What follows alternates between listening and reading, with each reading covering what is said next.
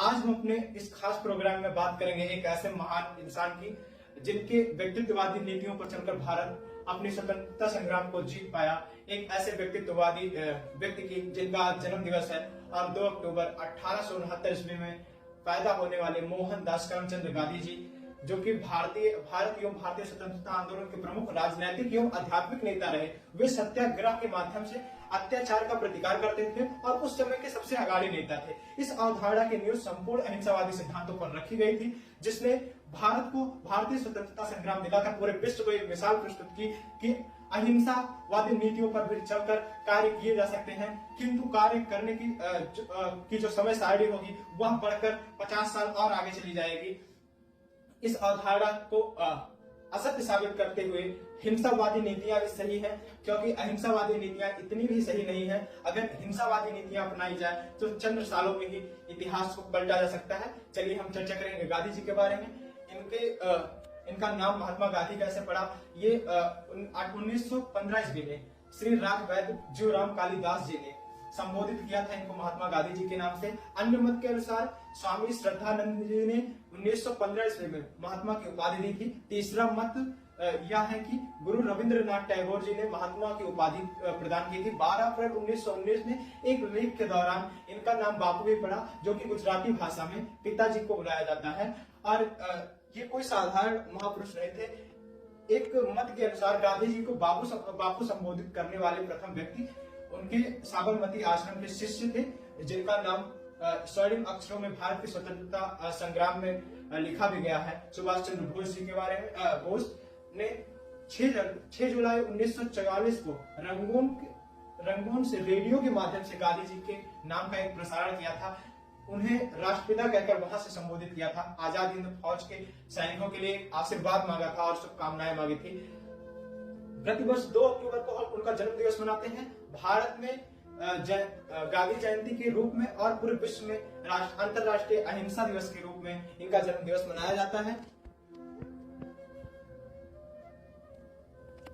सबसे पहले गांधी जी ने प्रवासी वकील के रूप में दक्षिण अफ्रीका में भारतीय समुदाय के लोगों के नागरिक अधिकारों के लिए संघर्ष किए, सत्याग्रह करना आरंभ किया वहां पर।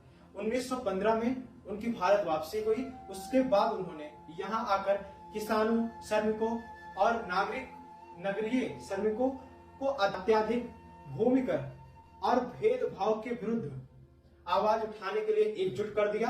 1921 में भारतीय राष्ट्रीय कांग्रेस की बागडोर संभालने के बाद उन्होंने देश भर को दरिद्रता से मुक्ति दिलाने के लिए, महिलाओं के अधिकारों का विस्तार करने के लिए, धार्मिक एवं जातीय एकता का निर्णय व आत्मनिर्भरता के लिए एक आंदोलन शुरू किया और अंग्रेजी संस्थाओं का विरोध भी किया।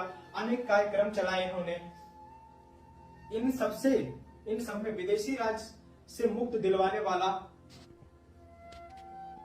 गांधी जी ने ब्रिटिश सरकार द्वारा भारतीयों पर लगाए गए नमक कर के विरोध में 1930 ईस्वी में नमक सत्याग्रह और इसके बाद 1942 ईस्वी में अंग्रेजों भारत छोड़ो आंदोलन के विशेष विभिन्न अवसरों पर कई वर्षों तक कारागार में भी इनको रहना पड़ा। गांधी जी ने सभी परिस्थितियों में अहिंसा व सत्यता का पालन किया और सभी को इनका पालन करने के लिए वकालत भी करनी पड़ी। अपने बचाव के लिए वकालत भी इन्होंने की स्वयं से। इन्होंने साबरमती आश्रम में अपना पूरा जीवन बिताया और परंपरागत भारतीय पोशाक, धोती व सूत से बनी साल, अपने हाथों के सूत से बनी साल को ये उपयोग करते थे और शुद्ध शाकाहारी भोजन करते थे।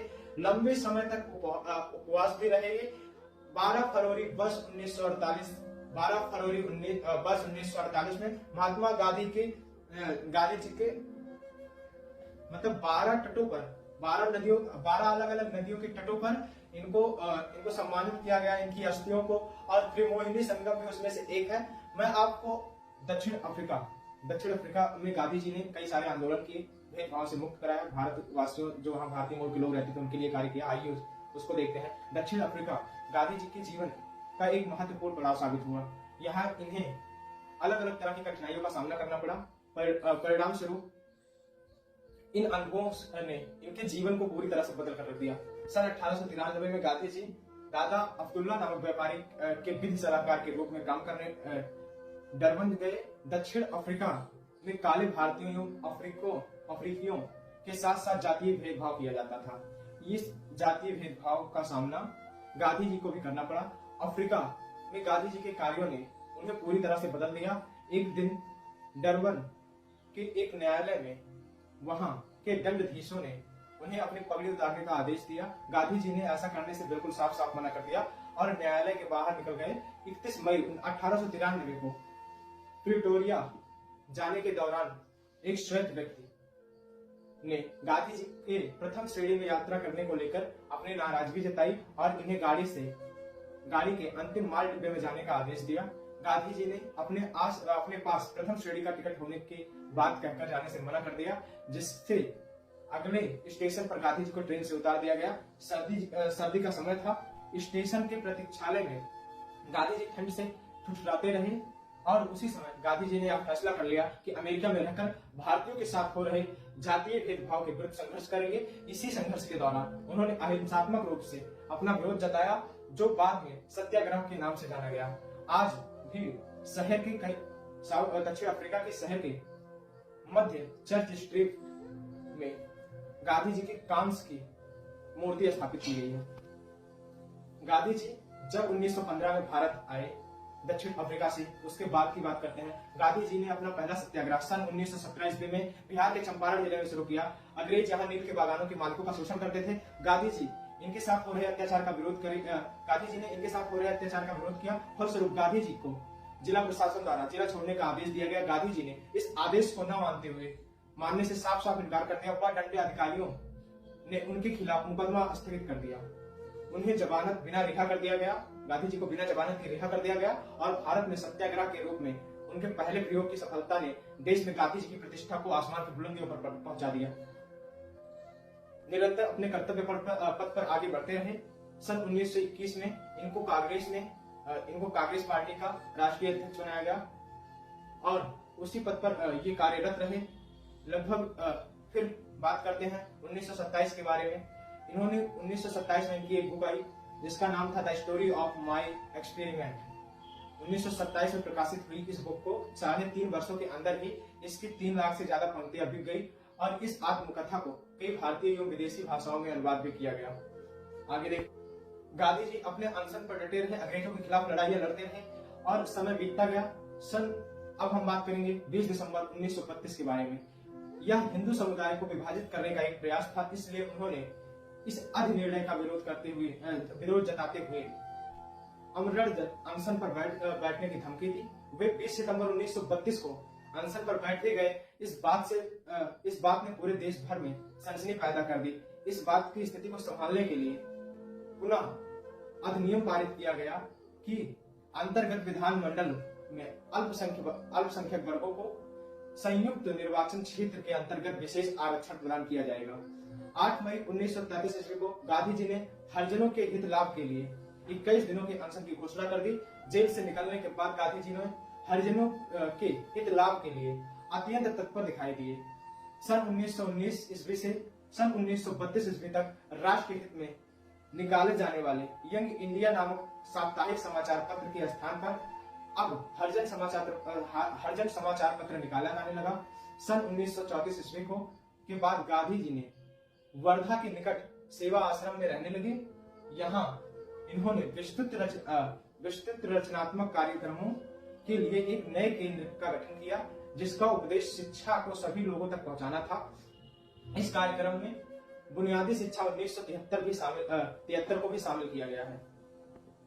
अब बात कर लेते हैं इनकी पत्नी के निधन के बारे में। कस्तूरबा गांधी बहुत दिनों तक स्वास्थ्य संबंधित बीमारियों से पीड़ित थी। भारत छोड़ो आंदोलन की गिरफ्तारी एवं साबरमती आश्रम में व्यतीत कठिन जीवन का तनाव उनकी बीमारी का कारण बना और उनका अंतिम संस्कार आगा खान महल की जेल में किया गया। गांधी जी को याद करने के लिए पूरी दुनिया में कई सारे प्रयास किए गए हैं। उसमें से एक भारत में भी प्रयास हुआ है। कई प्रयास भारत में हुए हैं, लेकिन उसमें से एक मुख्यतम है जहां उनकी मौत हुई थी। गांधी जी स्मृति नई दिल्ली के 30 जनवरी मार्ग पर स्थित पुराने बिरला घर के एक पवित्र भाग है। इस जगह पर गांधी जी का महान जीवन का अंत हुआ। गांधी जी 19 सितंबर 1947 ईस्वी में 19 सितंबर 1947 ईस्वी से 30 जनवरी 1948 ईस्वी तक इसी घर में रहे। इस पवित्र घर में उनके जीवन के अंतिम 144 दिनों की यादों को संभाल कर रखी गई है। सन 1971 ईस्वी में भारत सरकार द्वारा इसे अंदर संग्रहित कर लिया गया था। भारत सरकार द्वारा इसे अपने अंदर संग्रहित कर लिया गया था। इससे राष्ट्रपिता राष्ट्रीय स्मारक का नाम दिया गया। 15 अगस्त 1973 में जनता के लिए इसे खोल दिया गया। इस स्मारक के अंदर एक कमरा है जहां बापू रहा करते थे, एवं एक प्रार्थना स्थल है जहां पर वो हर शाम जनसभा में लोगों से मिलते थे। और इस भवन में यहाँ को परिदर्शन के पारदर्शियों को आदेश दिया गया है कि इसके पुराने रूप को संरक्षित रखे। गांधी जी आज भी हम सबके बीच जीवित हैं। अहिंसा एवं शांति के द्वारा दिए गए बापू के सर्वव्यापी उपदेश आज भी दुनिया के सामने मिसाल एवं प्रेरणा बनकर रह गए हैं। धन्यवाद।